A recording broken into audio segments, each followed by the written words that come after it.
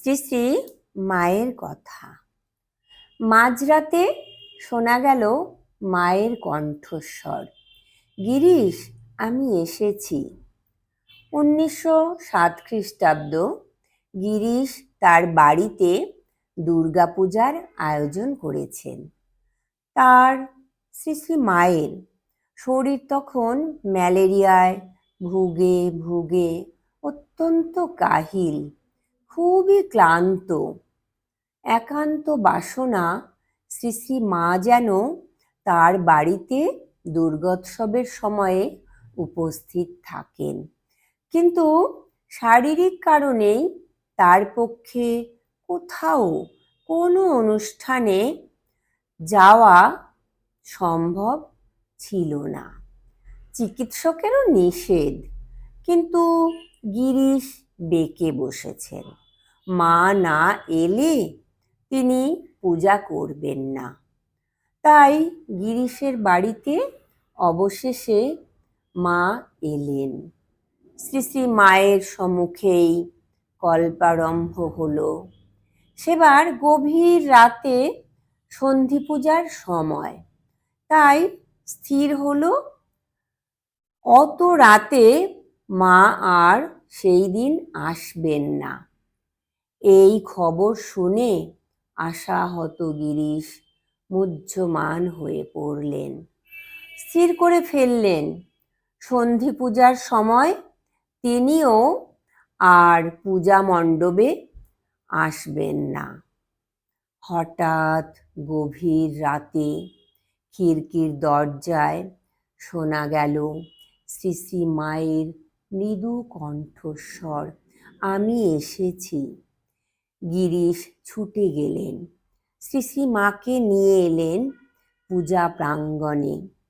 পূজা প্রাঙ্গণের উত্তর পশ্চিম কোণে শ্রী শ্রী মা দাঁড়িয়ে থাকলেন, আর ভক্তগণ এসে তার শ্রীচরণে পুষ্পাঞ্জলি দিতে লাগলেন। শ্রী শ্রী মায়ের উপস্থিতিতে শেষ পর্যন্ত সম্পন্ন হলো সন্ধি পূজা। সকলের মনেই অপার আনন্দ, উৎসাহে ও প্রাণপ্রদ প্রেরণায় পরিপূর্ণ হলো ভক্তের অন্তর। সার্থক হলো সন্ধি পূজা। নবমীর পূজাও এভাবেই কেটে গেল। গিরিশ পরিতৃপ্ত। এ প্রসঙ্গে একটি কথা বিশেষভাবে মনে রাখা দরকার যে গিরিশচন্দ্রই প্রথম পুরুষ ভক্ত যিনি প্রকাশ্যে শ্রী শ্রী মায়ের মহিমা প্রচার করতে থাকেন। শুধু তাই নয়, গিরিশচন্দ্রই ভক্তদের মধ্যে প্রথম যিনি মাতৃপূজার প্রথম প্রচলন করেছিলেন।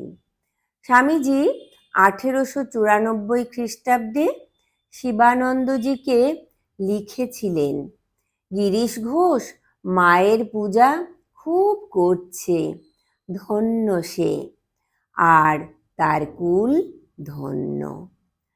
বিশেষভাবে আমন্ত্রিত হয়ে শ্রী শ্রী মা বিভিন্ন সময়ে গিরিশচন্দ্র অভিনীত দক্ষযজ্ঞ, বিল্বমঙ্গল ঠাকুর, জনা, পাণ্ডব গৌরব, কালা পাহাড় ইত্যাদি নাটকের অভিনয় দেখেছিলেন।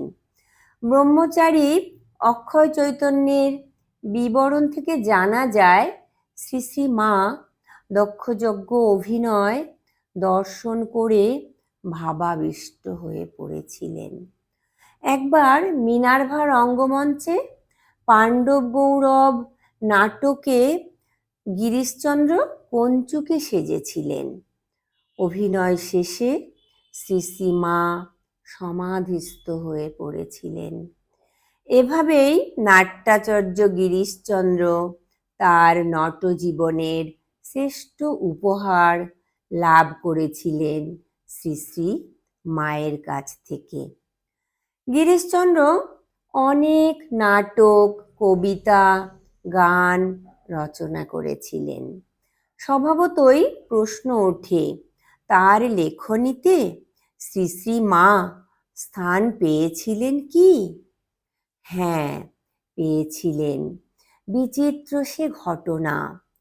যক্ষারোগাক্রান্ত স্বামী রামকৃষ্ণানন্দ দেহত্যাগের পূর্বে শ্রী শ্রী মায়ের দর্শন প্রার্থনা করেছিলেন। শ্রী শ্রী মা তখন জয়রাম বাটিতে। সশরীরে না গিয়েও শ্রী শ্রী মা তাকে দর্শন দান করেছিলেন। মাতৃ দর্শন লাভে আনন্দিত স্বামী রামকৃষ্ণানন্দ গিরিশচন্দ্রকে ডেকে গানের ভাবটি বলে দেন এবং গিরিশচন্দ্র লেখেন, পোহালো দুঃখ রজনী, গেছে আমি ঘোর কুস্বপন, নাহি আর ভ্রম জীবন মরণ, হ্যারো জ্ঞান অরুণ বদন বিকাশে, হাসে জননী, বরা ভয় করা দিতেছে অভয়, তোলো উচ্চ তান, গাও জয় জয়, বাজাও দুন্দুভি সমন বিজয়, যার নামে পূর্ণ অবনী, কহিছে জননী কেদো না, রামকৃষ্ণ পদ দেখো না, নাহিকো ভাবনা, রবে না যাতনা, হ্যারো মম পাশে, করুণায় দুটি আখি ভাসে, ভুবন তারণ গুণমণি। স্বামী রামকৃষ্ণানন্দজির অনুরোধে বিখ্যাত গায়ক পুলিন মিত্র মহাশয় এই গানটি তাকে গেয়ে শোনান এবং এই গান শোনার পরই তিনি দেহত্যাগ করেন। গিরিশচন্দ্র দেহত্যাগ করেন 1912 খ্রিস্টাব্দের 8ই ফেব্রুয়ারি তারিখে। চতুর্থীর কাজের দিন গিরিশের আত্মীয় স্বজন শ্রী শ্রী মাকে নিতে গিয়েছিলেন। শ্রী শ্রী মা গেলেন না, বললেন সে নেই, আর কি সেখানে যেতে ইচ্ছে করে? আহা, একটা ইন্দ্রপাত হয়ে গেল। কি ভক্তি বিশ্বাসী ছিল! বিশ্বাস ভক্তির সেই অমৃত শিখাটি আজও প্রজ্জ্বল এবং আরতি করে চলেছে জগৎ জননী শ্রী শ্রী মাকে। জয় ঠাকুর, জয় মা, প্রণাম মা গো।